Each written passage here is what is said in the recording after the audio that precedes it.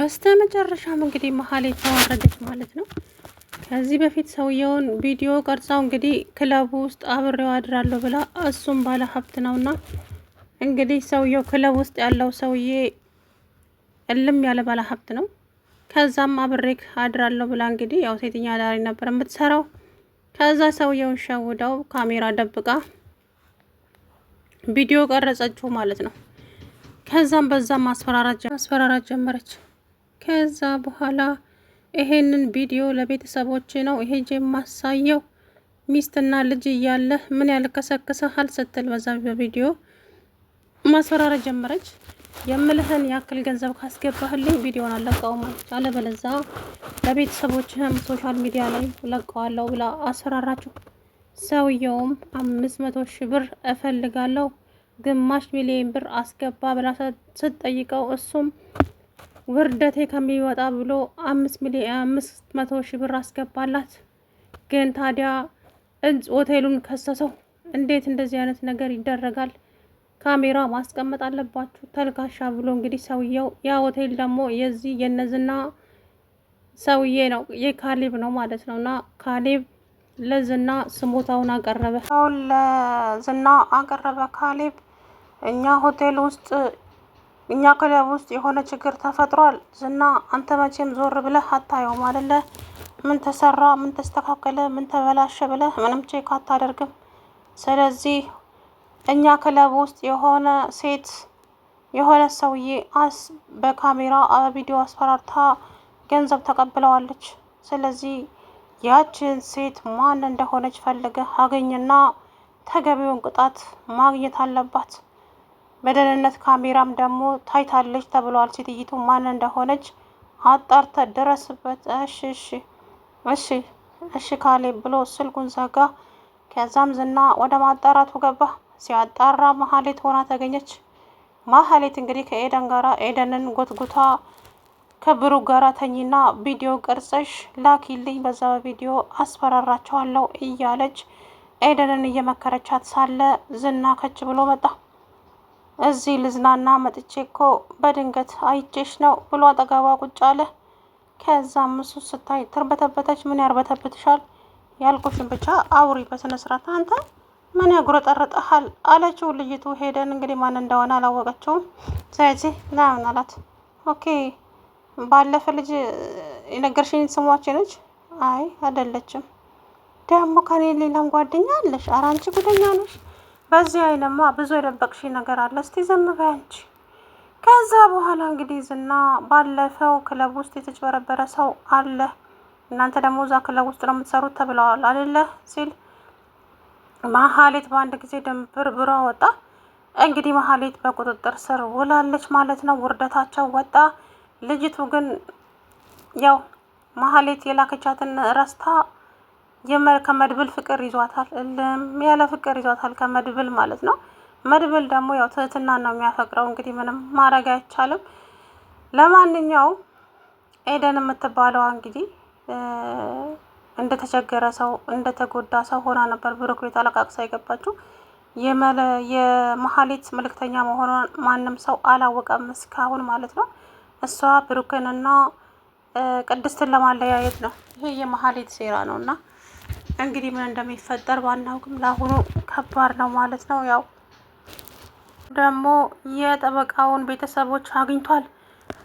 ጠበቃው በህይወት እንዳለ ለመድብል ነግሮታል። በህይወት አለው፣ አልሞትኩም፣ ግን ከታየው ይገለኛል ሰውየው።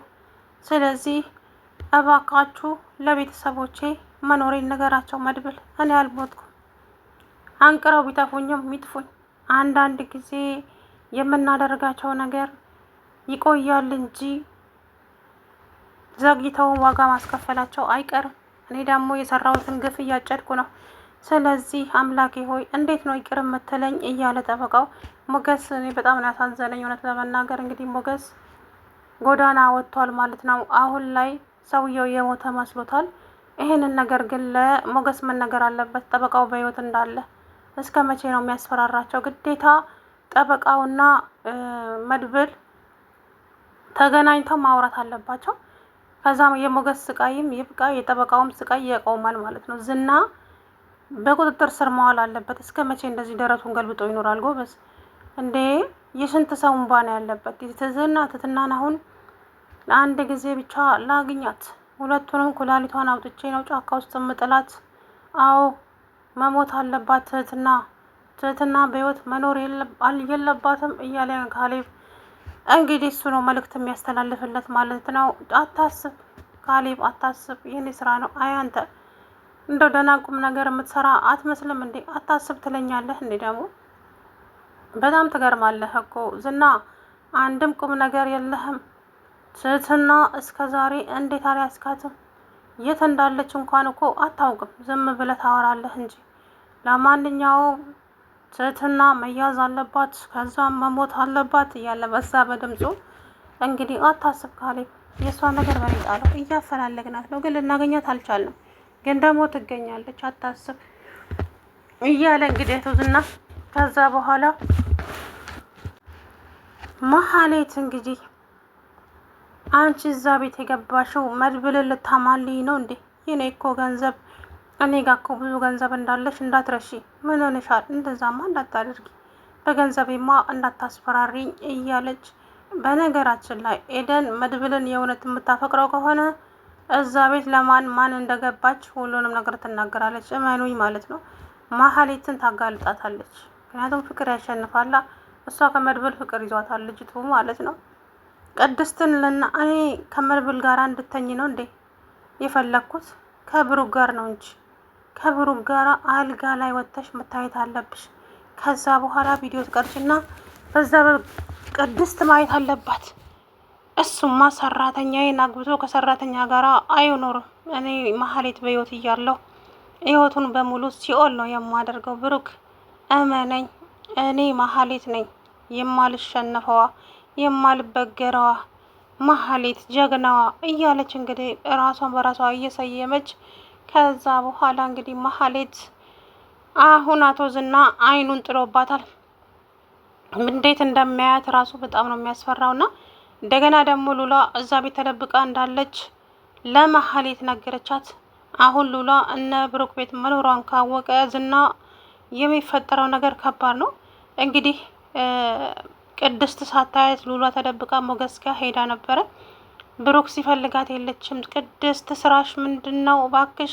እጅ ሰው እኮ ህይወቷ አደጋ ላይ ነው። እንዴት ስትወጣ ዝም ትያታለሽ? እኔ አላየኋትም ጋሼ። እንዴት አታያትም? ቅድስት እንዴት አንድ ቤት ውስጥ ቁጭ ብላችሁ አታያትም? ማየት ነበረብሽ ያለችበትን እያወቅሽ። ወይኔ አምላኬ፣ አሁን ምንድን ነው የማደርገው? ከዛ ሞገስ ማን ነው ብሩክ መድብል ጋር ደወለና ሉላ ጠፋች። ሉላ ጠፍታለች። የት ነው መጠፋው? ቤት አልነበረችም እንዴ? የለችም። ፈለግኩ አጣኋት። አምላኬ ሆይ ያ ሰውዬ ካገኛት በቃ አለቀ። እሷ ግን ሞገስ ያለበት ቦታ ነው እንግዲህ ፈልጋ የሄደችው። ነገር ግን ባሏን አገኘችው ማለት ነው፣ ደስም በሚል ሁኔታ። እሱም ደግሞ እንዴት መጣሽ? ለምን መጣሽ? ሉላዬ ሰውየው ይገልሻል እያለ እንግዲህ ከዛ በኋላ በቃ ተያይዘን ከዚህ ከተማ ውስጥ እንጥፋ ሞገስ፣ እኔ አንተ ተለይቼ መኖር አልፈልግም። ስለዚህ እባክህ ተያይዘን እንጥፋና የሆነ ቦታ እንሄድ እባክህን ሞገስ። እንደዛ አይሆንም ሉላዬ፣ እመኝኝ፣ ሁሉም ነገር በቅርቡ ይስተካከላል። እንደዚሁ ነገሮች አይቀጥሉም። እሺ ሉላዬ አታስቢ አንቺ እያለ እሷን እያጽናና እኔን ለማጽናናት አትሞክር። አንተ ራስህ ያለህበት ከባድ ነገር ነውና፣ ስለዚህ ሞገስ እባክህን፣ እኔ ከነኚህ ሰዎች ጋር ግብ ደክሞኛል። እስከ መቼ ነው ዝናንስ ፈርተን የምንኖረው? ሉላዬ ውስጤ ምን እንደሚለኝ ታውቂያለሽ? ምንድን ነው? የሆነ መልካም ዜና የምሰማ ይመስለኛል። እንደዛ እያለኝ ነው ውስጤ። ደግሞ ምን በዚህ ሰዓት ታሾፋለህ እንዴ ሞገሴ? እያሾፍኩ አይደለም ሉላዬ፣ እውነታው ይሄ ነው። የሆነ መልካም ዜና የምሰማ ነገር እየመሰለኝ ነው። ብቻ ጠበቃው እንዳልሞተ ውስጤ በተደጋጋሚ ይነግረኛል። አይ ሞገስ፣ ፈጣሪ ብሎማ እሱ በህይወት ቢኖር እንዴት በታደልን ነበር። ያንን ዝና ጉሮሮውን ይዘን ተረባርበን ነበረ መቀመቅ የምንከተው እያለች እንግዲህ ሰላም ውድና የተከበራችሁ የቻናሌ ቤተሰቦች እንዴት ናችሁ? አለሁ ደህና ነኝ። በስተመጨረሻም እንግዲህ ወይዘሪት መሀሌት እስር ቤት ገባች ማለት ነው። ምክንያቱም ከሆቴሉ ተጠቃሚ ስሞታ ደረሰ፣ ክስ ደረሰባት ማለት ነው። ሰውየውም እንግዲህ ዝና ነው። ዝና ተከታትሎ ለፖሊስ አሳልፎ ሰጣት። እሷም ደግሞ ምን አድርጌ ነው ምንድን ነው ያለ ማስረጃ እያለች ለያዙኝ ልቀቁኝ ስትል ሰውየው ከች ብሎ መጣ ማለት ነው።